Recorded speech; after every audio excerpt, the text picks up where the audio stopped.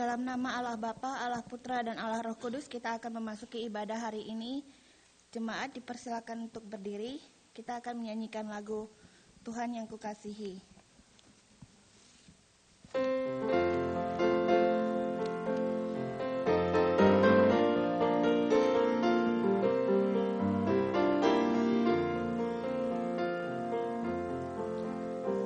Oh Tuhanku yang kukasihi, jiwaku menyembahmu. Oh Rajaku, dengar doaku, dengan suaramu memuaskan hatimu. I love you, Lord, and I lift my voice to worship you. Oh, my soul, rejoice. Take joy, my King, in all you hear. May it be a sweet, sweet sound in your ear. Tuhanku yang kukasihi, jiwaku menyembahmu. Tuhan, oh Rajaku, dengar doaku, dengan suaraku memuaskan hatimu. Mari kita masuk dalam doa. Bapa kami yang di surga, kami datang ke hadirat-Mu kembali hari ini. Kami bersyukur karena kami masih boleh hadir di tempat-Mu hari ini. Dan kami serahkan ibadah kami hari ini dari awal sampai akhir hanya ke dalam tangan-Mu. Kami serahkan seluruh jemaat juga petugas ke dalam tangan-Mu agar segalanya dapat berjalan dengan lancar. Di dalam nama Tuhan Yesus Kristus kami berdoa. Amin. Mari kita nyanyikan lagu Hormat Diberi. Hormat diberi bagi Allah, Anak dan Roh Kudus, dari mula sampai sekarang dan seterusnya. Amin.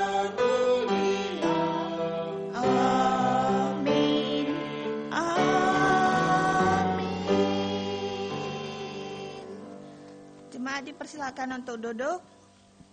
Kita akan membaca bacaan bertanggapan dari Amsal 12 pasal 13 sampai 28.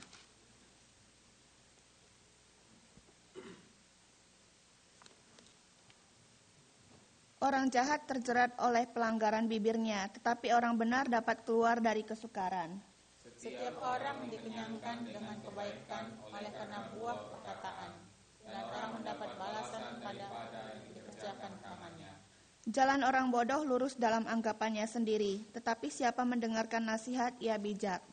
Bodohlah yang menyatakan sakit hatinya, seperti juga, tapi bijak yang mengabaikan cemooh. Siapa mengatakan kebenaran, menyatakan apa yang adil, tetapi saksi dusta menyatakan tipu daya.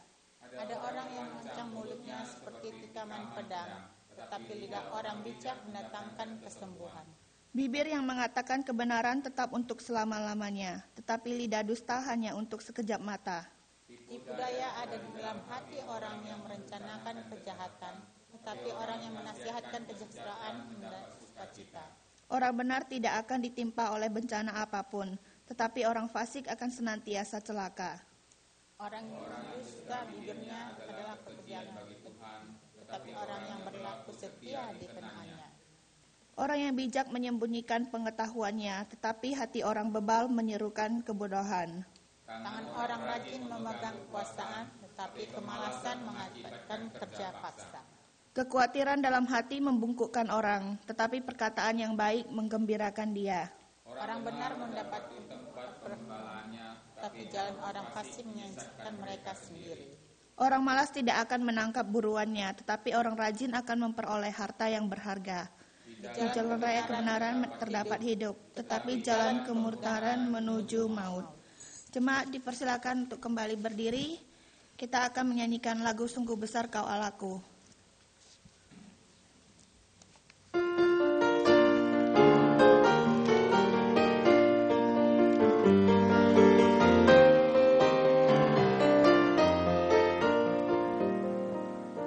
Bila kulihat bintang gemerlapan dan bunyi guru riungku dengar, ya Tuhanku, tak putus aku heran melihat ciptaanmu yang besar.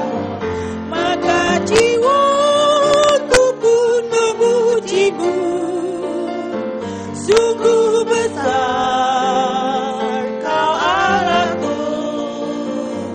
Maka jiwaku pun memujimu, sungguh besar Kau Allahku.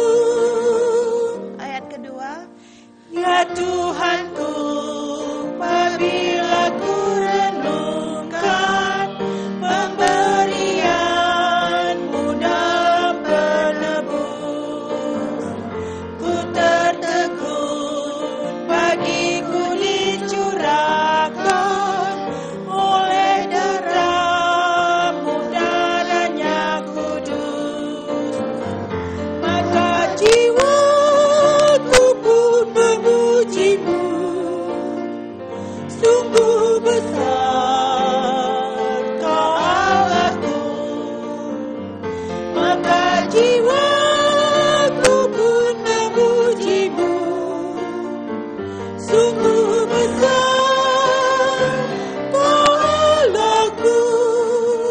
ayat ketiga, Apabila nanti Kristus memanggilku, sukacitaku amatlah besar. Karena terkamulah yang kurindukan, melihat Dikau Tuhanku apa. Maka jiwaku pun memujimu, sungguh besar Kau Allahku. Maka jiwaku pun memujimu, sungguh besar Kau Allahku. kita akan memasuki pengakuan iman rasuli. Aku percaya kepada Allah, Bapa yang Maha Kuasa, Khalik langit dan bumi, dan kepada Yesus Kristus, anaknya yang tunggal Tuhan kita, yang dikandung daripada Roh Kudus, lahir dari anak darah Maria, yang menderita sengsara di bawah pemerintahan Pontius Pilatus, disalibkan, mati dan dikuburkan, turun ke dalam kerajaan maut. Pada hari yang ketiga, bangkit pula dari antara orang mati, naik ke surga, duduk di sebelah kanan Allah, Bapa yang Maha Kuasa, dan dari sana Ia akan datang untuk menghakimi orang yang hidup dan yang mati. Aku percaya kepada Roh Kudus, gereja yang kudus dan am, dan persekutuan Roh Kudus, pengampunan dosa, kebangkitan tubuh, dan hidup yang kekal. Amin. Kita akan memasuki doa syafaat diikuti dengan doa Bapa kami. Bapa kami yang di surga, terima kasih Tuhan karena kami masih boleh hadir di tempat-Mu hari ini. Kami akan berdoa untuk pelayanan di gereja-Mu. Terima kasih karena kami masih diberi kesempatan untuk melayani dan menyembah-Mu. Kami berdoa untuk pelayanan jemaat-Mu agar semakin bertumbuh setiap hari dari sekolah minggu, remaja sampai orang dewasa. Kuatkan iman kami dan jauhkan kami dari segala halangan yang datang untuk menghalangi kami untuk hadir di tempat kudus-Mu ini. Kami juga berdoa untuk keluarga jemaat yang belum percaya. Tolonglah Tuhan Kau jamah satu persatu, sehingga mereka tergerak hatinya dan menerimamu sebagai juru selamatnya. Kami berdoa untuk keluarga jemaat yang sedang sakit dan jemaat yang sedang sakit. Jamahlah mereka satu persatu agar mereka dapat melalui semuanya dengan baik dan dapat disembuhkan. Kami juga berdoa untuk negara Amerika, untuk pemerintahan Amerika. Tolonglah agar pemerintahan Amerika dapat mengambil kebijaksanaan yang baik untuk masyarakatnya dan untuk mengambil keputusan dalam segala hal. Untuk Indonesia yang mengalami banyak bencana, tolonglah mereka agar mereka dapat menghadapi segalanya dengan iman yang kuat. Dan untuk gereja-gereja di Indonesia yang menghadapi banyak tantangan dalam segala hal, Engkau bantu mereka untuk jemaatnya, untuk gerejanya, juga untuk para pendeta. Tolonglah agar pemerintah Indonesia juga dapat mengatasi seluruh masalah yang timbul di Indonesia, dan kuatkanlah juga korban bencana alam. Dan bulan Mei nanti, tanggal 6, kami akan mengadakan ulang tahun gereja. Tolonglah Tuhan agar segalanya juga dapat berjalan dengan lancar. Siapkanlah hati kami satu persatu untuk mengambil bagian. Di dalam nama Tuhan Yesus Kristus kami berdoa dan mengucap syukur. Amin. Bapa kami yang di surga, dikuduskanlah nama-Mu, datanglah kerajaan-Mu, jadilah kehendak-Mu di bumi seperti di surga. Berikanlah kami pada hari ini makanan kami yang secukupnya, dan ampunilah kami akan kesalahan kami, seperti kami juga mengampuni orang yang bersalah kepada kami. Dan janganlah membawa kami dalam percobaan, tapi lepaskanlah kami daripada yang jahat. Karena Engkaulah yang punya kerajaan dan kuasa dan kemuliaan sampai selama-lamanya. Amin. Jemaat dipersilakan untuk duduk. Kita akan menyanyikan lagu I Will Serve You Lord.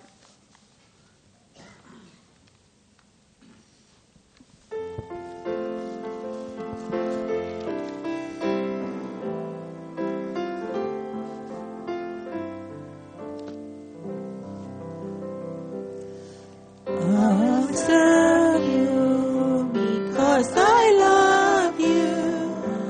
I have given life to me. I was searching until you find me. You have given life to me. Hearts broken people, ruined love, die on Calvary. Your touch is what I long for. You have given life to me. Kita nyanyikan sekali lagi. I will serve you because I love you. You have given life to me. I was nothing until you find me.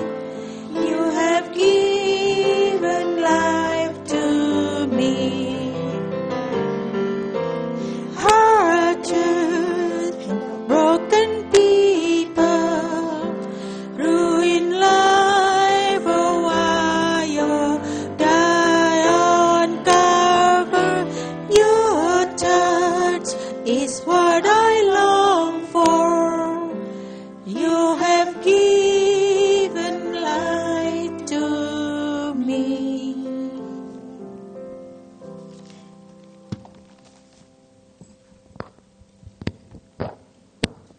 Mari saudara kita membuka kitab Injil Yohanes. Kita akan baca pasal 21 ayat 1 sampai yang ke-14. Injil Yohanes pasal 21 ayat 1 sampai ke-14. Mari saudara kita membaca kembali dengan silih berganti. Saya di sini satu ayat, jemaat satu ayat. Kemudian Yesus menampakkan diri lagi kepada murid-muridnya di pantai danau Tiberias, dan ia menampakkan diri sebagai berikut.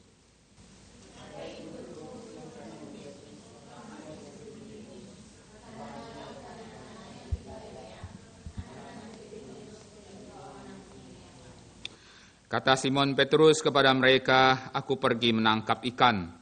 Kata mereka kepadanya, "Kami pergi juga dengan engkau." Mereka berangkat lalu naik ke perahu, tetapi malam itu mereka tidak menangkap apa-apa.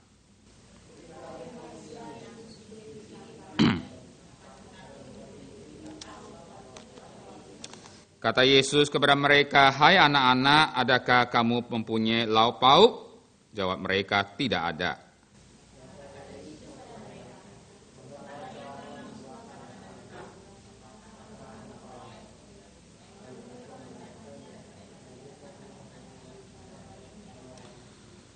Maka murid yang dikasihi Yesus itu berkata kepada Petrus, "Itu Tuhan." Ketika Petrus mendengar bahwa itu adalah Tuhan, maka ia mengenakan pakaiannya sebab ia tidak berpakaian, lalu terjun ke dalam danau.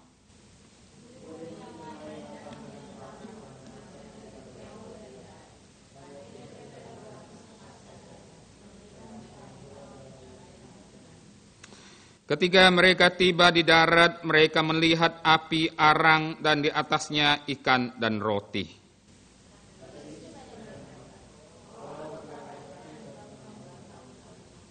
Simon Petrus naik ke perahu lalu menghelai jala itu ke darat penuh ikan-ikan besar, 153 ekor banyaknya, dan sungguh pun banyak itu jala itu tidak koyak.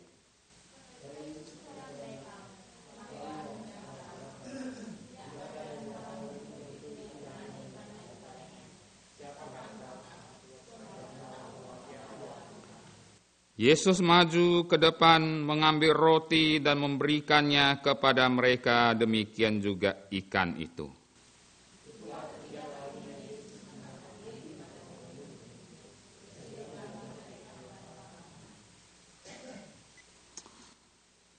Penafsir Alkitab mengatakan sesungguhnya Injil Yohanes itu pasal 20 sudah harusnya selesai buku itu.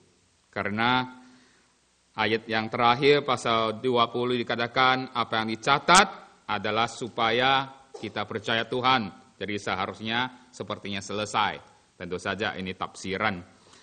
Tapi pasal 20 saya rasa itu satu catatan yang indah sekali untuk kita renungkan.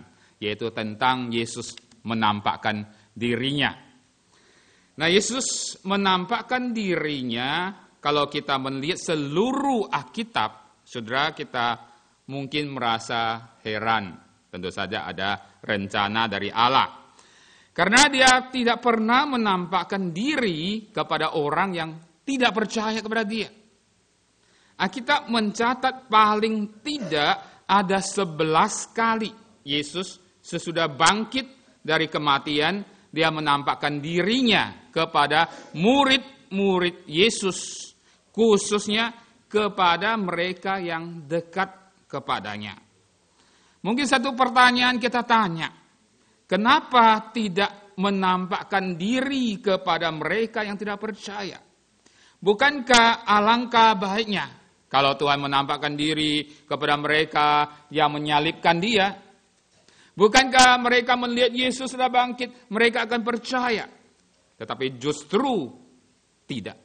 Yesus lakukan itu. Nah, saudara, kenapa Yesus menampakkan diri kepada orang-orang yang percaya? Maka kita akan lihat hari ini, saudara.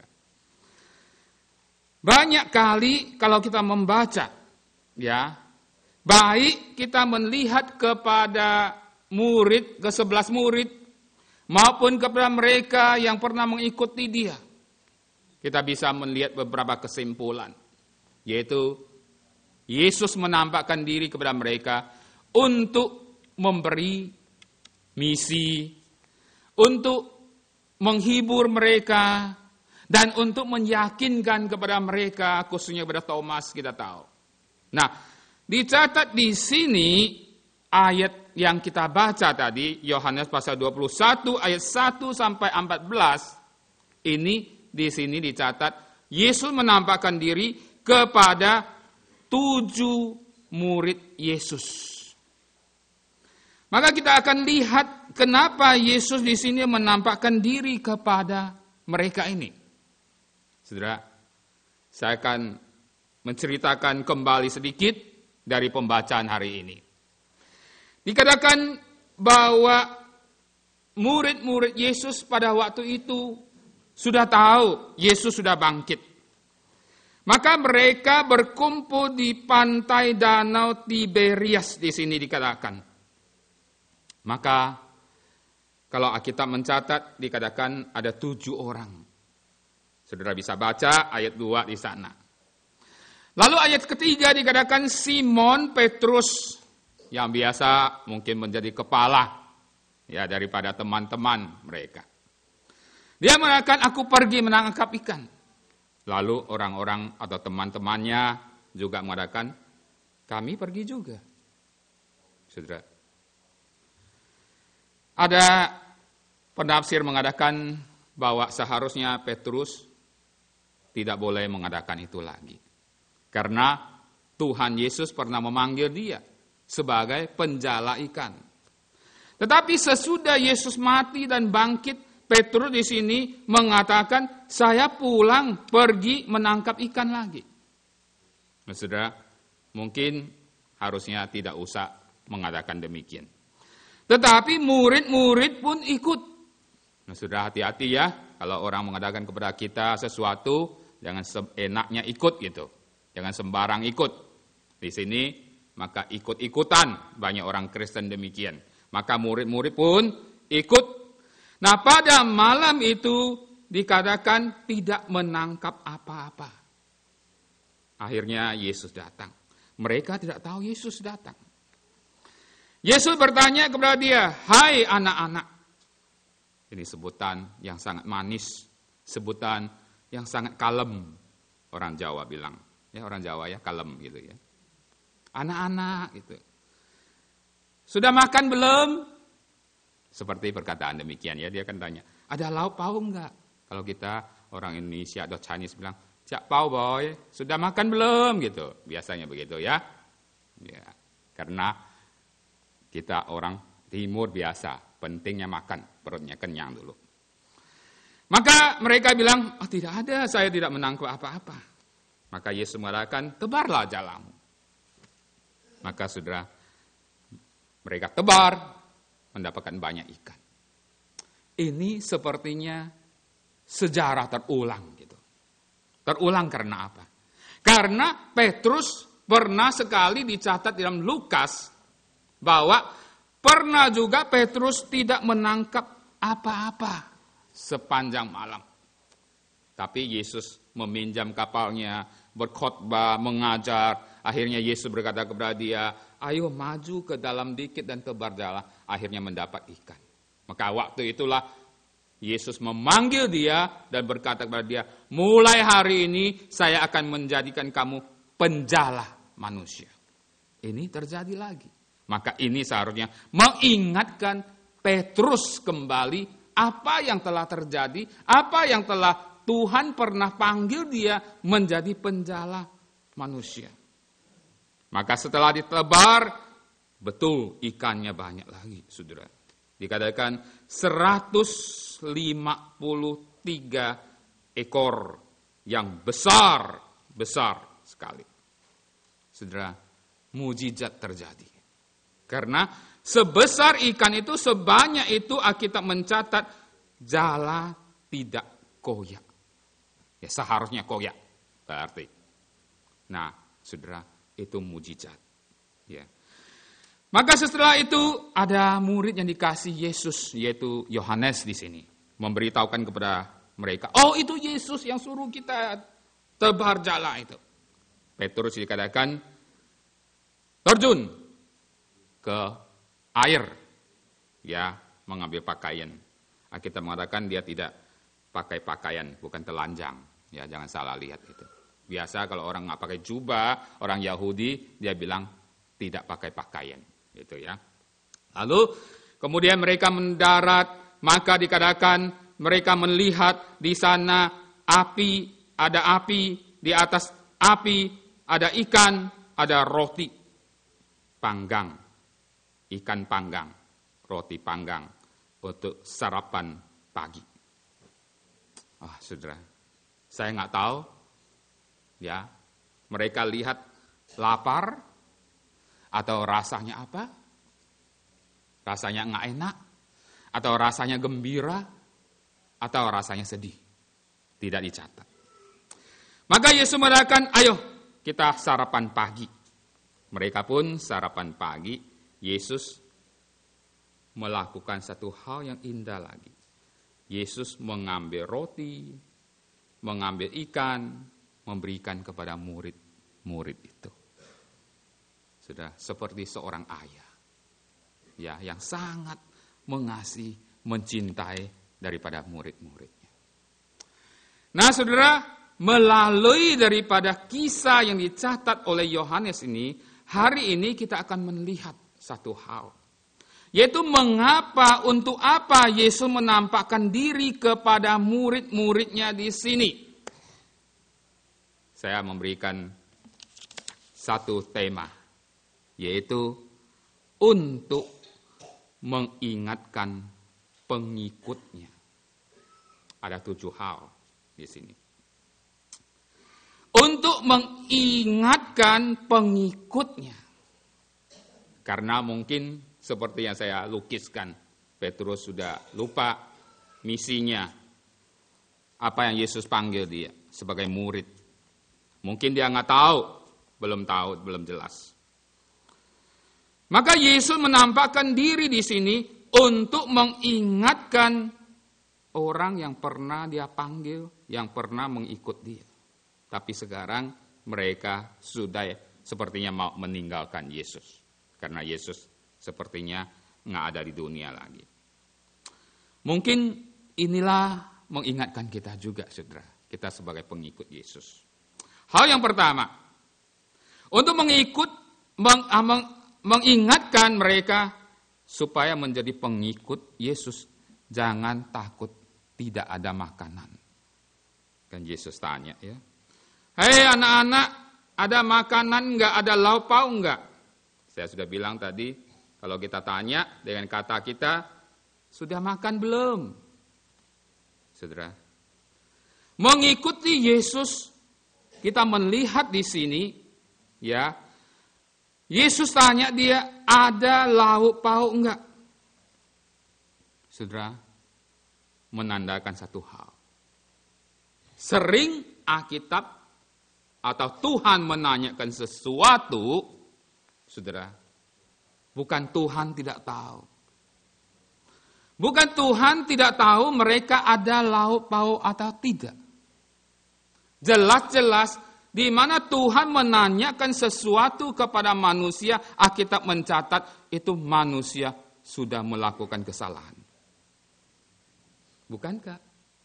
Manusia yang pertama Adam dan Hawa demikian. Di waktu mereka berdosa, Allah bertanya, hei Adam, di mana engkau? Bukan Yesus, bukan Tuhan Allah tidak mengetahui dia itu sembunyi di belakang pohon. Dia tahu. Itu berarti mereka melakukan kesalahan. Demikian juga Allah pernah bertanya kepada Elia, Elia, kenapa engkau di dalam goa itu? Apa yang kamu kerjakan? Itu Elia melakukan kesalahan. Saudara. Demikian juga Yesus bertanya sesudah bangkit kepada Paulus, Paulus, kenapa engkau menganiaya saya? Karena Paulus melakukan kesalahan, menganiaya jemaat Yesus, berarti menyiksa atau menyisai Yesus gitu artinya. Maka di sini Yesus bertanya, ada lauk pauk enggak? Berarti mengingatkan dia satu hal. Pengikut Yesus, pengikut Tuhan, jangan takut tidak ada lauk pauk, tidak ada makanan. Bukankah mereka mendarat, kemudian melihat ikan, melihat roti, sudah tersedia. Saudara, itulah kita manusia sering takut makanan, nasi merupakan kebutuhan kita setiap hari. Kita tinggal di Amerika, ya paling tidak sekarang gitu. Tidak perlu takut tidak ada makanan, bukan? Berlimpah-limpah. Tiap malam minggu coba. Nggak pernah GII bukan sarapan. Makan malam tidak pernah tidak cukup makanan. Amin. Ya, saudara. Tapi kadang-kadang kita hidup dalam dunia ini, ya, kita harusnya cukup apa yang kita butuhkan. Tapi manusia sekarang bukan memikirkan apa yang kita butuhkan. Mungkin murid pada waktu itu memikirkan apa yang kebutuhan mereka, pokok kebutuhan mereka. Tapi sekarang kita tidak. Kita sering memikirkan takut apa? Bukan kebutuhan pokok, melainkan mau lebih mewah. Bukan? Makan lebih enak. Makan lebih banyak, bukan untuk kenyang aja. Ya, pakaian yang lebih bagus. Ya, tinggal di tempat yang lebih mewah. Itu kita demikian, akhirnya kita jatuh sepertinya kita takut tidak ada makanan. Saudara, itu kelemahan manusia. Itu kelemahan kita orang Kristen pada zaman sekarang. Saya mendengar satu cerita, saudara. Cerita ini mengatakan ada seorang ayah yang kaya.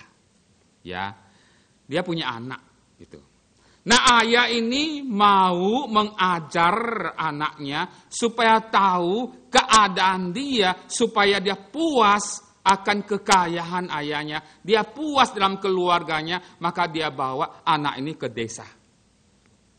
Supaya melihat orang-orang miskin itu.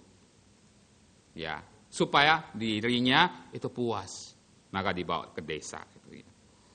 Kemudian lihat, ya suruh anak itu lihat keliling, lihat itu. Apa yang ada kehidupan lingkungan orang-orang desa gitu. Nah setelah itu lihat seharian, maka ayahnya dan anaknya menuju pulang ke rumah.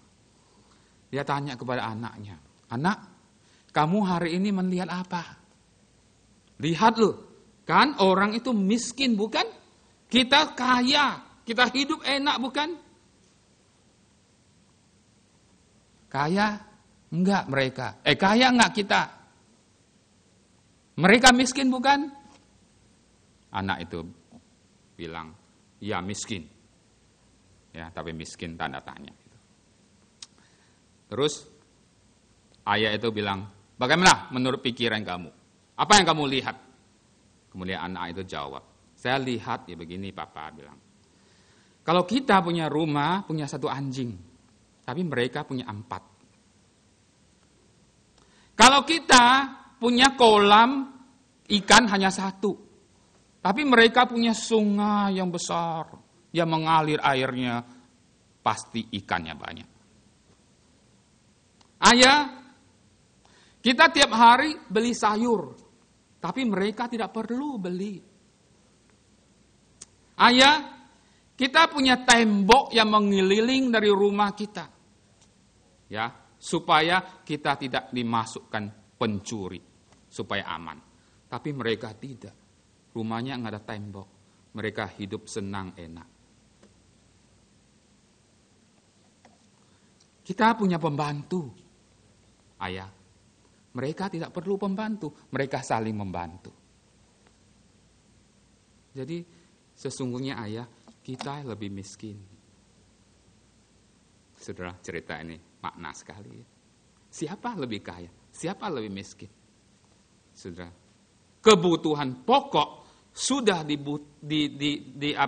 diberikan, sudah dicukupkan, seharusnya sudah senang. Tapi kadang-kadang kita manusia itu demikian. Kita takut, ya, tidak ada makanan, sesungguhnya tidak perlu takut. Maka di sini Yesus menampakkan dirinya kepada mereka, mengingatkan kepada mereka kebutuhan pokok pasti tersediakan. Pengikut Yesus tidak perlu takut. Hal yang kedua, pengikut Yesus jangan khawatir atau jangan karena kekhawatiran meninggalkan pelayanan. Saudara, mungkin murid-murid Yesus pergi menangkap ikan, Petrus mengatakan kita pergi menangkap ikan, murid-murid juga mengatakan kami juga pergi. Mereka pikir apa? Pasti memikir satu hal, guru kita nggak ada lagi kok. Kalau guru kita ada, oke, ya, guru kan bisa melakukan mujizat. Berapa roti, berapa ikan, kenyang 5.000 orang. Tidak ada uang bayar pajak, tinggal pancing, buka mulut ikan, ada uang di sana. Tapi sekarang bagaimana? Ini satu kenyataan. Ya, ini satu kenyataan. Hidup nyata ini mau makan. Ya, khawatir mungkin. Maka mereka pun dikatakan pergi untuk menangkap ikan. Saudara. Tapi kalau kita melihat sesungguhnya tidak usah khawatir. Tuhan telah menyediakan ikan bakar, roti bakar di sana. Saudara, renungan pada bulan April tanggal 19 itu satu hal yang indah dicatat di sana. Karena ada satu permainan dikatakan ya tentang mereka membicarakan tentang topik kekhawatiran. Ya. Nah, itu pemimpinnya mengingatkan kepada mereka di dalam main satu game, dia bilang, lebih baik kita main game kalau kita ada kekhawatiran gitu. Yaitu kita bilang aja demikian. Ya, kalau Mazmur Mazmur 23 kan pertama perkataan itu apa? Tuhan adalah gembalaku, bukan? Nah, kita sekarang tambah gitu, ya. Tuhan adalah gembalaku. Lalu ditambah kata karena itu saya khawatir setengah mati. Enak enggak dengarnya? Tuhan adalah gembalaku, maka saya khawatir setengah mati. Tertawa kan? Kata ini diucapkan. Kalau Tuhan gembalaku, apakah perlu saya khawatir? Oh, enggak perlu. Bukan. Tapi ya kita sering lupa, bukan? Ya, kita khawatir ini, khawatir itu, khawatir sana, khawatir sini. Saudara, itu manusia. Maka Tuhan menampakkan diri kepada mereka. Ya, enggak usah khawatir akan apa kehidupanmu. Bukankah Yesus pernah mengajar dalam Matius pasal 6? Kamu enggak usah khawatir tentang makanan, apa yang kamu makan, apa yang kamu pakai. Semuanya telah tersediakan.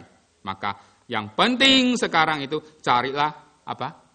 Kerajaan Allah terlebih dahulu. Saudara, ini penampakan Yesus untuk mengingatkan kepada pengikutnya, jangan khawatir kalau mengikuti Yesus. Hal yang ketiga, untuk mengingatkan kepada pengikutnya, jangan sandar kekuatan sendiri. Saudara, jangan sandar kekuatan sendiri. Karena kalau kita melihat Petrus ini kedua kali melakukan hal yang sama saya katakan tadi. Mereka malam-malam tidak menangkap apa-apa. Seorang nelayan yang ungu sekali. Pintar sekali, sudah pengalaman sekali. Kenapa tidak menangkap apa-apa? Nah, saudara, mungkin pada waktu itulah Yesus mau mengajar mereka. Ya, Yesus mengatakan, tebarlah jaramu. Ya, akhirnya ditebar. Ini yang omong itu siapa? Omong ini adalah tukang kayu, kok. Saudara, yang tidak punya pengalaman, tidak punya kepintaran. Hal ini waktu Tuhan menampakkan diri, mengajar kepada pengikut Yesus, orang Kristen, ingat-ingat satu hal, jangan mengandalkan diri sendiri. Saudara, bukan kita tidak usah usaha, Tidak. Ya. Karena manusia punya batas. Sepintar-pintar kita, saudara, kita tidak bisa bersaingan dengan Allah. Bukankah Yakobus mengatakan, sebenarnya kita ini siapa? Hidupmu itu seperti uap. Ya, mengapa engkau mengatakan bahwa hari ini saya mau lakukan ini, hari itu saya melakukan demikian, hari esok saya mau berangkat ke kota anu, ke kota sini? Sesungguhnya dikatakan, hidupmu itu seperti uap yang sebentar saja kelihatannya lalu lenyap. Sebenarnya Yakobus mengatakan, kita harus berkata apa? Jika Tuhan menghendaki, kami akan hidup dan berbuat ini dan berbuat itu. Itu artinya bersandar kepada Tuhan. Nah, saudara, inilah Tuhan Yesus menampakkan diri. Bersandar diri tanpa bersandar Tuhan, mungkin ada hasilnya pada suatu hari akan kosong. Hal yang keempat, saudara. Yesus menampakkan diri untuk apa? Untuk mengingatkan pengikutnya, jangan lupa waktu Tuhan tidak pernah terlambat. Ya kan, saudara? Di waktu mereka tidak menangkap apa-apa. Di waktu mereka sudah kecewa. Di mana mereka tidak mendapat sarapan pagi. Tuhan datang. Tepat waktunya, saudara. Nggak pernah terlambat. Kadang-kadang kita merasa Tuhan terlambat. Tuhan, banyak Mazmur kan doanya demikian. Mengapa engkau meninggalkan saya? Mengapa saya tinggal sendiri? Saudara, tidak. Tuhan tidak pernah terlambat. Sarapan pagi tetap tersedia. Tidak pernah menjelang lunch. Nggak ada sarapan pagi. Itulah Tuhan menambahkan diri kepada mereka. Di waktu mereka tidak mempunyai lauk pauk. Hei anak-anak, adakah lauk pauk? Mereka bilang tidak ada. Di atas sudah tersedia. Ikan panggang, roti panggang. Waktu Tuhan ingat, tidak pernah terlambat. Hal yang kelima. Jangan lupa firman Tuhan adalah berkat. Saudara, bosan dengan khotbah? Bosan membaca Alkitab? Bosan untuk belajar Alkitab? Sayang. Yesus mengatakan, tebarlah jalamu. Mereka tebar. Dengar firman Tuhan, berkat datang. Sudah pasti, saudara. Saya pagi mendengar sebuah khotbah, itu ya. Saudara, kita dengar khotbah, ya, dengarnya banyak. Saya khotbah sudah beribu kali sesudah jadi pendeta. Satu minggu, kalau di Indonesia ya, ada 7-8 kali. Satu minggu 7-8 kali. Di sini masih mending. Satu minggu 1 kali, 2 kali. Tapi tiap minggu pasti khotbah. Tiap minggu pasti khotbah.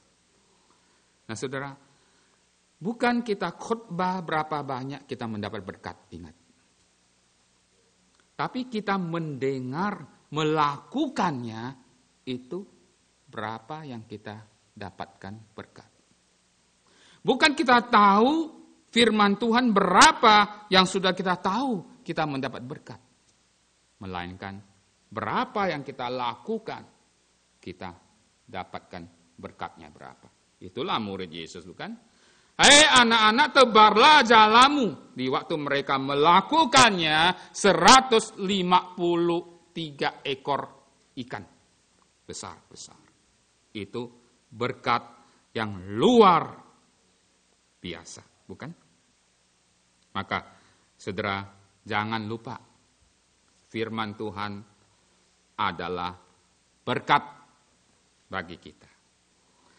Yang keenam, Tuhan menampakkan diri kepada murid-muridnya untuk mengingatkan kepada mereka, jangan lupa Tuhan setelah diberkati Tuhan. Setelah mereka dapat 150 ikan, ya, mereka mendarat. Mungkin senang, ya, mungkin merasa bangga atau apa. Maka mereka sarapan pagi. Sebelum sarapan pagi, Yesus mengatakan kepada mereka, mari kita sarapan. Ya. Tidak ada yang berani bertanya dia siapa Yesus itu, karena mereka sudah tahu. Maka Yesus berkata kepada mereka, ambillah beberapa ekor yang kamu tangkap itu. Mengapa Yesus mengatakan demikian sih? Bukankah sudah tersedia?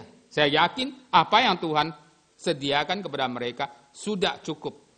Kalaupun tidak cukup, saudara, Tuhan kalau memanggil mereka mengambil beberapa ekor, pasti ada maknanya.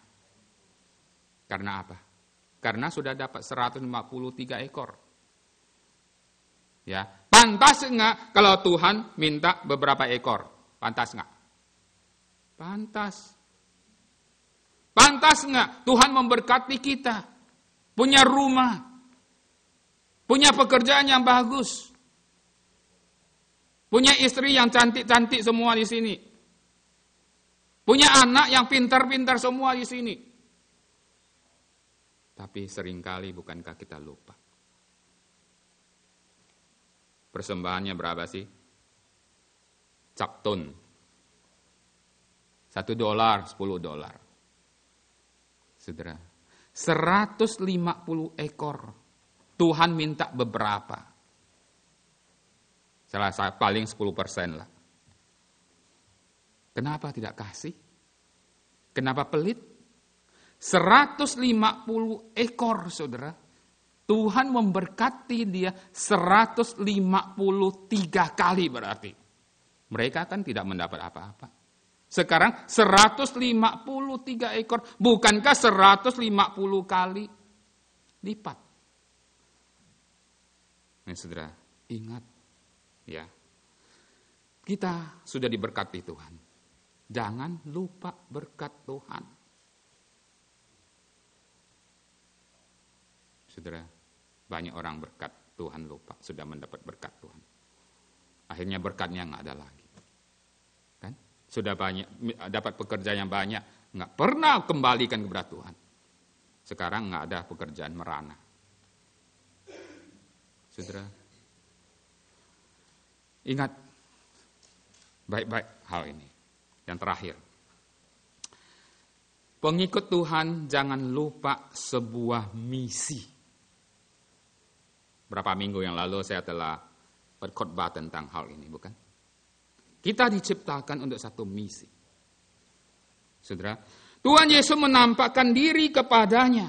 Ada mengingatkan mereka satu misi. Kalau kita membaca ayat selanjutnya, pasal 21 ayat 15 sampai ke 18. Ya, sesudah makan, Yesus bertanya kepada Petrus, apakah engkau mengasihi saya? Petrus menjawab 3 kali, Yesus tahu, saya mengasihi kamu. Yesus menjawab lagi, gembalakanlah domba-dombaku. Itu misi. Itu tugas.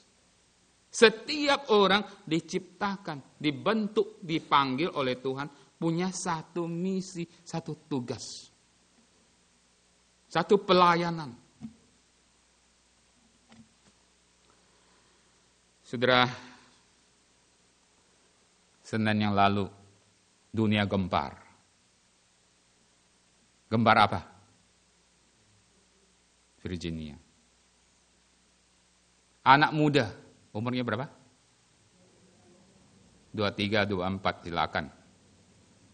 Menembak mati 32 orang, termasuk dirinya 33 orang mati. Kenapa dia mau menembak orang? Hah? Kan sudah baca berita. Kenapa? Kenapa hal ini terjadi? Dia bilang apa? Karena kalian-kalianlah yang membuat saya buat demikian. Seharusnya kalian, nggak tahu maksud siapa itu kalian, dia gitu. Soalnya kamu bisa mencegah hal ini tidak terjadi. Itu perkataan dia. Kalau kita dengar, itu mah sifat Adam sih, sifat Hawa sih. Kalau sendiri salah masih menuduh orang yang salah. Itu sifat dari Adam Hawa, bukan? Tetapi waktu saya membaca berita ini, saya memikirkan. Sesungguhnya kita orang Kristen bisa mencegah hal ini tidak terjadi. Sesungguhnya orang-orang Kristen di sekeliling dia itu bisa mencegah hal ini tidak terjadi. Kenapa? Karena kalau dia diselamatkan, kalau dia diinjili, kalau dia dibawa dekat Yesus, betul, hal itu akan tercegah, tidak terjadi. Tetapi hal itu terjadi. Siapa yang salah? Saya, orang Kristen. Kamu, saya, orang sekeliling dia.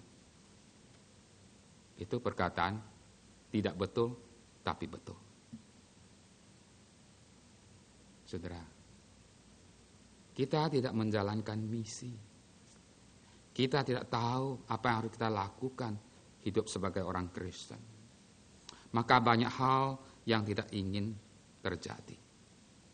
Bukankah Yesus pernah berkata kepada murid-muridnya, jikalau kamu mengampuni dosa orang, dosanya diampuni. Dan jikalau kamu menyatakan dosanya tetap ada, dosanya tetap ada.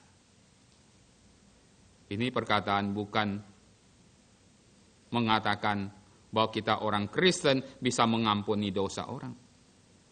Orang Kristen bisa mencegah orang tidak bisa berbuat dosa. Kalau kita membawa misi itu kepada mereka. Saudara, 7 hal hari ini Tuhan menampakkan diri tercatat di dalam Yohanes ini.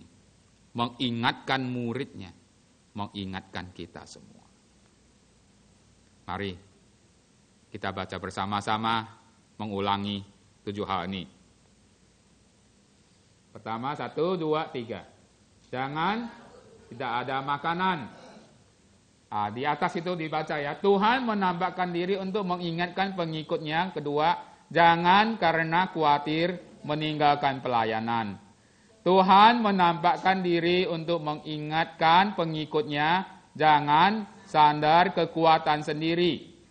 Tuhan menampakkan diri untuk mengingatkan pengikutnya, jangan lupa waktu Tuhan tidak pernah terlambat. Tuhan menampakkan diri untuk mengingatkan pengikutnya, jangan lupa firman Tuhan adalah berkat. Tuhan menampakkan diri untuk mengingatkan pengikutnya, jangan lupa Tuhan setelah diberkati Tuhan. Tuhan menampakkan diri untuk mengingatkan pengikutnya, jangan lupa sebuah misi. Saudara, itulah Tuhan menampakkan diri tercatat oleh Yohanes untuk mengingatkan kita juga. Mari kita berdoa. Tuhan, kami ada pengikut Tuhan. Kami sudah percaya kepada Engkau. Engkau memanggil kami. Tuhan, siapa sih sesungguhnya kami? Kami orang yang berdosa. Tapi Tuhan, karena anugerah-Mu yang begitu besar, sehingga Tuhan Engkau memanggil kami kembali. Tuhan, kami tahu, di dalam kami mengikuti Engkau, sering karena hal-hal dunia Tuhan, sehingga Tuhan kami pun lupa akan panggilan Tuhan kepada kami. Karena kehidupan kami sehari-hari, mungkin pekerjaan kami, mungkin kebutuhan kami, tapi Tuhan kami melalaikan akan misi yang Engkau berikan kepada kami. Kiranya Tuhan firman pada sore hari ini mengingatkan kami semua. Kami tidak bersandar diri karena Tuhan pada suatu hari akan kosong. Kami tahu Tuhan, kami harus menuruti firman Tuhan. Firman Tuhan itu mendatangkan berkat bagi kami. Kiranya Tuhan berkati kami Tuhan melalui firman-Mu pada sore hari ini. Camkanlah firman-Mu dalam hati kami, supaya Tuhan menjadi satu berkat di dalam hidup kami. Dalam nama Tuhan Yesus kami sudah berdoa. Amin.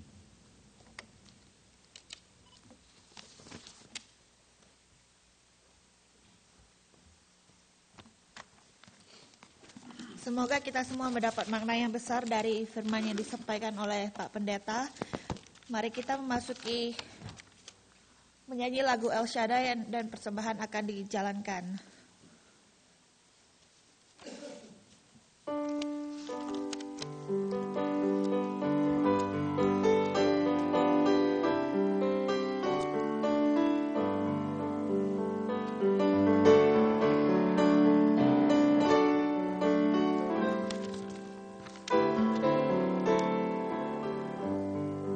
Diharapkan untuk maju.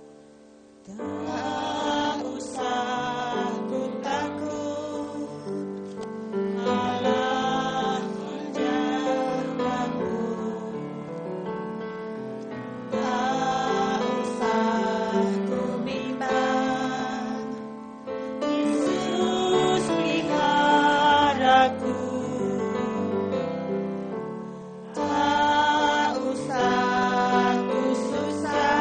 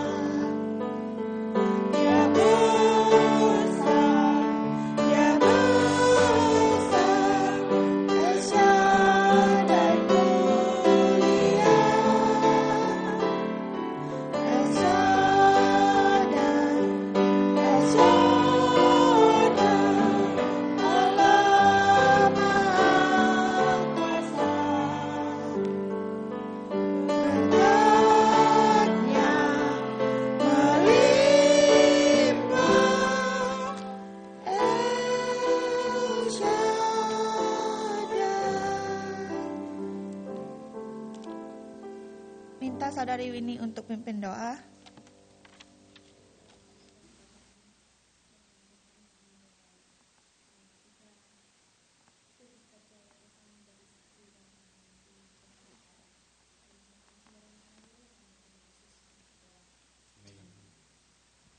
Ayat hafalan minggu ini dari Matius 6 ayat 34, mari kita membacanya bersama. Sebab itu janganlah kamu khawatir akan hari esok, karena hari esok mempunyai kesusahannya sendiri.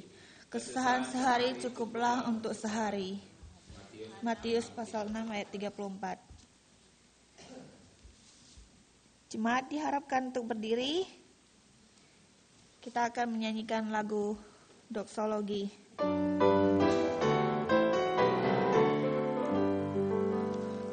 Puji Allah Bapa Putra, puji Allah Roh Kudus, petikannya yang esa, Sama-sama berberkat. Amin. Jemaat dikasih Tuhan, terimalah berkat Tuhan. Pulanglah dengan damai sejahtera. Anugerah Tuhan Yesus Kristus, kasih dari Allah Bapa, persekutuan Roh Kudus, selalu menghibur, memberi kekuatan kepada kita semua, dari sekarang dan sampai selama-lamanya. Amin. Amin. Amin. Amin.